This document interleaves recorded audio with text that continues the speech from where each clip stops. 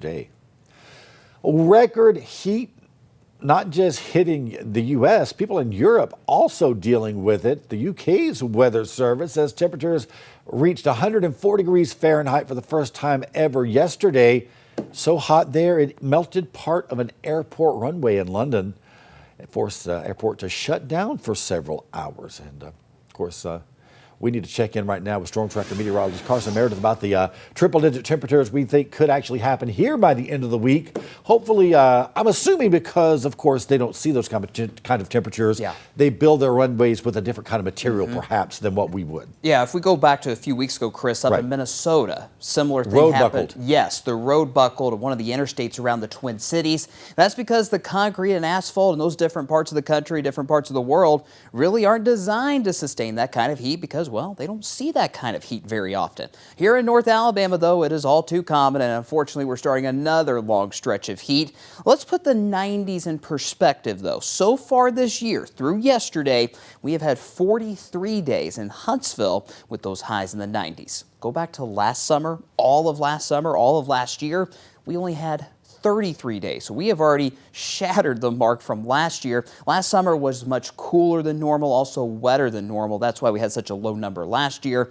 And obviously we will be adding to that count of 43 days for quite some time. 2 more months until the official start of fall. Right now on the Wave 31 Storm Tracker Early Warning Radar Network here at 618, it is a quiet picture in North Alabama. Watching for any showers that try to get going along I-40 up near Nashville. Those might scoot into our eastern counties later on this morning, but even so, it's just a 20% chance. A lot of us will remain dry today and very, very hot. 97 is our forecast high, but it's going to be those feels-like temperatures that make things a bit dangerous over the next couple of days. Could feel as hot as 105 this afternoon and Thursday afternoon.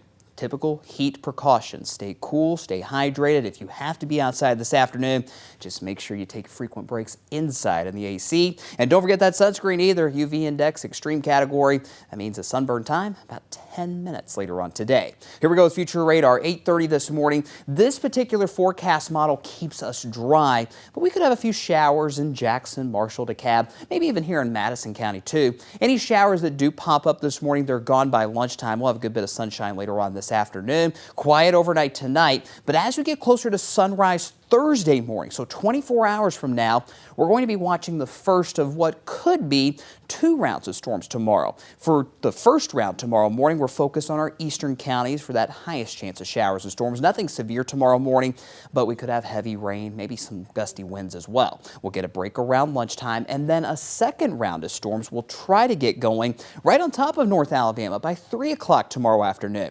Now, depending on how quickly these storms fire up Thursday afternoon, we'll have to watch the chance for heavy rain and gusty winds yet again, especially if you're south of the Tennessee River. You see those storms really start to intensify during the Thursday evening commute, but they will be shifting to the south as they continue to intensify. So the severe weather risk tomorrow, yes, it's there. We could have some gusty winds, but all in all, it's a pretty low chance. Rainfall forecast looks like this. Higher totals in our eastern counties where we can see a 1/4 to 1/2 inch of rain over the next couple of days.